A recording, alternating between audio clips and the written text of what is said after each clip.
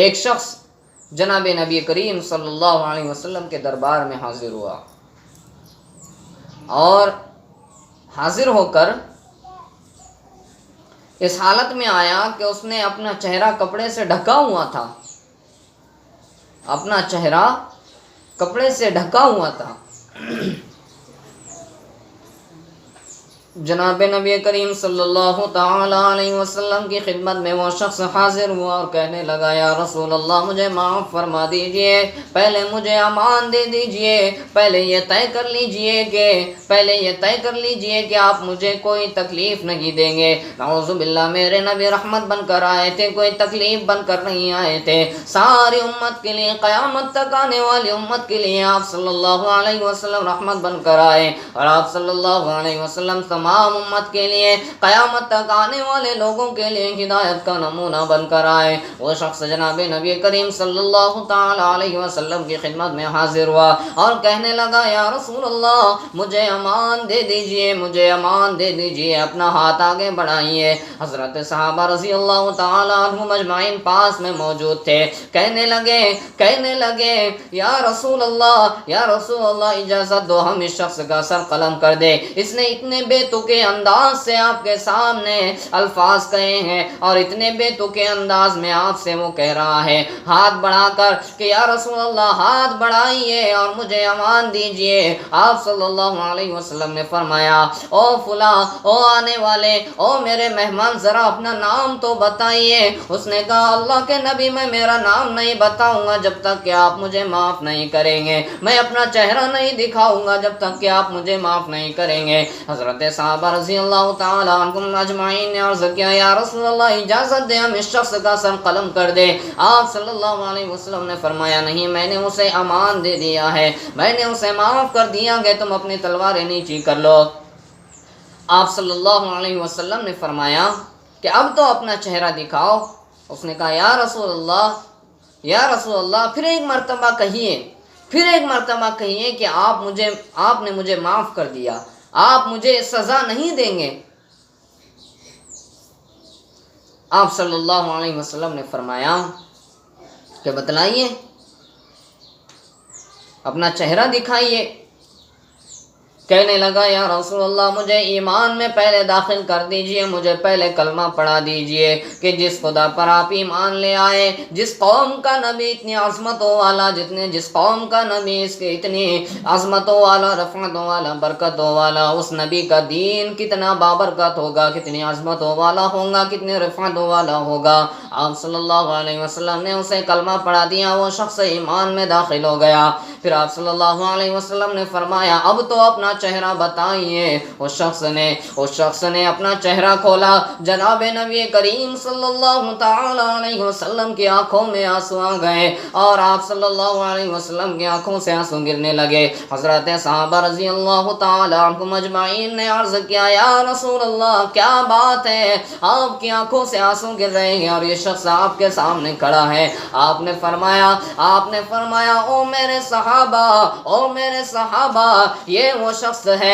وہ شخص ہے کہ جب میری بیٹی زینب مکہ سے ہجرت کر کے مدینہ آ رہی تھی اور اپنی اونٹنی پر سوار ہو کر آ رہی تھی، یہ شخص میری بیٹی کی اونٹنی کے پیچھے، میری بیٹی کے سواری کے پیچھے دوڑتا رہا، بالآخر اس نے میری بیٹی کی اونٹنی پر ایک زور سے کوڑا مارا جس کی وجہ سے میری بیٹی کی اونٹنی بدکنے لگی، اچھل کود کرنے لگی، جس کی وجہ سے میری بیٹی زینب زمین پر گر پڑی اور اس گر جانے کی وجہ سے میری بیٹی زینب کا حمل ضائع ہو گیا تھا۔ آپ صلی اللہ علیہ وسلم کو یہ منظر دیکھ کر آنکھوں میں آنسو آ گئے۔ آپ صلی اللہ علیہ وسلم رونے لگے، او میری مائیں بہنیں، جس زینب نے اتنی قربانیوں سے آپ تک دین کو پہنچایا، ایمانداری سے بتلائیے کل قیامت کے دن اس زینب کا سامنا کیسے کر سکو گی؟ ایمانداری سے بتلائیے کل قیامت کے دن اس زینب کا سامنا کیسے کر سکو گی جس زینب کی حالت دیکھ کر وقت کا نبی بھی رو پڑا، جس زینب کی حالت دیکھ کر جناب نبی کریم صلی اللہ علیہ وسلم کی آنکھوں میں آنسو آ گئے۔ او میری مائیں بہنیں، دنیا میں ہمیں تو ایسی تکلیفیں نہیں دی جا رہی ہیں، دنیا میں ہمیں تو ایسی تکلیفوں کا سامنا نہیں کرنا پڑ رہا ہے۔ اللہ نے اتنی نعمتیں ہمیں عطا فرمائی ہیں، پھر بھی ہم اللہ کی نعمت سے دور ہیں۔ ہم تمام کے لیے بڑے افسوس کا مقام ہے، بڑے حسرت کا مقام ہے۔ ایک وقت ایک بات اور سن لیجئے، فرعون کی ایک باندی تھی، فرعون کی بیوی حضرت آسیہ رضی اللہ تعالی عنہ ایمان لا چکی تھی، ایمان قبول کر چکی تھی۔ حضرت آسیہ رضی اللہ تعالی عنہ کو دیکھ کر فرعون کی باندی اور نوکرانی اور کام کرنے والی نے بھی ایمان کو قبول کر لیا۔ ایک دن وہ فرعون کی بیٹی کے سر میں کنگھی کر رہی تھی، کنگھی کرتے کرتے کنگھی کا ایک بال، سر کا ایک بال زمین پر گر پڑا۔ اس خاتون نے، اس باندی نے، اس کام کرنے والی خادمہ نے، نوکرانی نے اس بال کو بسم اللہ کہہ کر زمین سے اٹھایا۔ فرعون کی بیٹی نے یہ سن لیا اور اپنے باپ کو جا کر اس بات کی خبر دے دی۔ فرعون نے فوراً اس شخص کو، اس اللہ کی ولیہ کو، اس اللہ کی بندی کو بلایا اور کہا کہ میں نے سنا ہے تو ایمان قبول کر چکی ہے، ایمان سے پھر جا ورنہ میں تجھے طرح طرح کی تکالیف دوں گا، بالآخر یہ طے ہوا، فرعون نے اپنے درباریوں کو بلایا، اپنے وزیروں کو بلایا، تمام لوگوں کو بلایا اور اس عورت سے، اس خاتون سے، اس اللہ کی ولیہ سے کہا، اس اللہ کی نیک بندی سے کہا یا تو ایمان سے پھر جا ورنہ ان تمام لوگوں کے سامنے میں تجھے برہنہ کر کے، ان تمام لوگوں کے سامنے میں تجھے تکلیف دوں گا،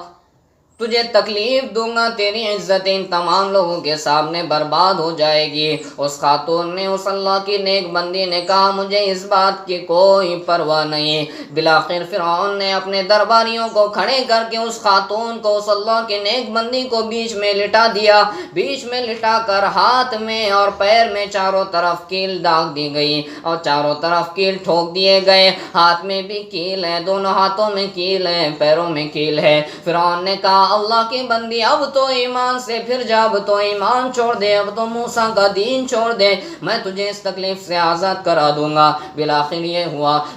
یہ ہوا، وہ کہنے لگی کہ جان جائے چلی جائے مگر میرا محبوب دل سے نہ جائے، جان جائے چلی جائے مگر میرا محبوب دل سے نہ جائے۔ میں اس خدا کو اقرار کر چکی ہوں، اس خدا کو ایک اللہ مان چکی ہوں، میں اب ایمان سے ہرگز نہیں پھر سکتی۔ بالآخر فرعون نے اس کا ایک چھوٹا سا معصوم بچہ تھا، دودھ پیتا بچہ تھا، اس کو بلوایا اور اس کو لا کر کہا کہ دیکھ اس بچے کو بھی ہم تکلیف دیں گے، اس بچے کو تیرے سامنے ذبح کر دیں گے تو ایمان سے پھر جا۔ وہ اللہ کی بندی ایمان میں اتنی پختہ تھی، اتنی مضبوط تھی کہ ایمان سے پھرنے کو تیار نہیں۔ بالآخر فرعون نے اس کے سینے پر رکھ کر اس کے بیٹے کو ذبح کر دیا، اس کے بچے کو ذبح کر دیا، لیکن وہ اللہ کی بندی پھر بھی ایمان سے نہیں پھری۔ کیسا ایمان انہوں نے بنایا تھا، کیسی ان کی تربیت کی تھی۔ میری مائیں بہنیں ایمانداری سے بتائیں اگر اس طرح کی تکلیف اگر ہمیں ہونے لگی تو کیا ہم اپنے ایمان پر باقی رہ سکے گی؟ ہمارا ایمان ہمارے لیے نماز کے لیے کھڑا نہیں کر سکتا، تلاوت کے لیے کھڑا نہیں کر سکتا، نیکی کے لیے ہمیں کھڑا نہیں کر سکتا، تو میری مائیں بہنیں بتائیں کل قیامت کے دن ہمارا ایمان اللہ کے سامنے ہمیں کیسے کھڑا کر سکے گا؟ ہم تمام کے لیے بڑے افسوس کی بات ہے، اللہ نے جو مختصر سی زندگی دی ہے، ابھی بھی وقت ہے کہ ہم اس زندگی کی قدر کر لیں، اللہ پاک کی قدرت کو پہچانیں اور اللہ پاک نے دی ہوئی مختصر سی زندگی کو نیکیوں کے ساتھ گزاریں، ورنہ جب ہم قبر میں چلے جائیں گے، قبر اتنی چھوٹی ہوتی ہے کہ کروٹ لینے کی بھی جگہ نہیں ملتی، پھر فرشتے جب سوال کریں گے فرشتوں کا جواب دینا بھی مشکل ہو جائے گا۔ ہاں، قبر کے حالات کو ہم برداشت نہیں کر سکتے، قبر کی زندگی کو ہم برداشت نہیں کر سکتے، دنیا کی تکلیف اور دنیا کے مختصر سی آگ ہم سے برداشت نہیں ہوتی، تو میری مائیں بہنیں ایمانداری سے بتلائیے ہمیں قبر کا عذاب کیسے برداشت ہوگا، جہنم کا عذاب ہمیں کیسے برداشت ہوگا؟ اللہ پاک نے جتنی زندگی ہمیں دی ہے، ہم اس زندگی کو غنیمت سمجھے، اپنے گھر کے اندر دین کے ماحول کو زندہ کریں، اپنے گھر کے اندر اپنے گھر کے ماحول کو ہم نورانی بنائیں، جس وقت ہم نماز پڑھ سکتی ہے، جس وقت ہم نماز پڑھ سکتی ہیں، ان دنوں میں ہم نماز پڑھیں، نماز کی پوری پابندی کریں، بغیر عذر کے، ہرگز جان بوجھ کر ہرگز نماز کو نہ چھوڑیں، اپنے گھر کے اندر احادیث کی تعلیم کرائیں، دین کی کتابوں کی تعلیم کرائیں، صحابیات کے قصے پڑھ کر سنائیں، اپنی اولاد کو حضرات صحابہ رضی اللہ عنہم اجمعین کے قصے سنائیں، ہماری گھر کی ماں بہنوں کو، بیٹیوں کو، خواتین کو حضرت عائشہ صدیقہ رضی اللہ عنہا کی پاک سیرت پڑھ کر سنائیں، حضرت فاطمہ کی پاک سیرت پڑھ کر سنائیں، حضرت خدیجہ کی پاک سیرت پڑھ کر سنائیں، حضرت زینب کی پاک سیرت پڑھ کر سنائیں۔ میری مائیں بہنیں، یہ وہ عورتیں ہیں جو قیامت تک آنے والی عورتوں کے لیے نمونہ بن کر گئی ہیں۔ یہ وہ عورتیں ہیں جو قیامت تک آنے والی عورتوں کے لیے جن عورتوں کی زندگی نمونہ بن گئی ہیں، ہم ان کی زندگی کو پڑھیں اور اپنے بچوں کو یہ چیزیں بتلائیں، اور ہم خود بھی اس چیز کو بتلائیں اور اپنی زندگی میں اس عمل کو کریں۔ انشاءاللہ وقت آئے گا کہ ہمارا گھر جنت کا نمونہ بنے گا۔ اللہ تبارک و تعالی ہم تمام کو ان باتوں پر عمل کی توفیق عطا فرمائے۔ وآخر دعوانا ان الحمد للہ رب العالمین۔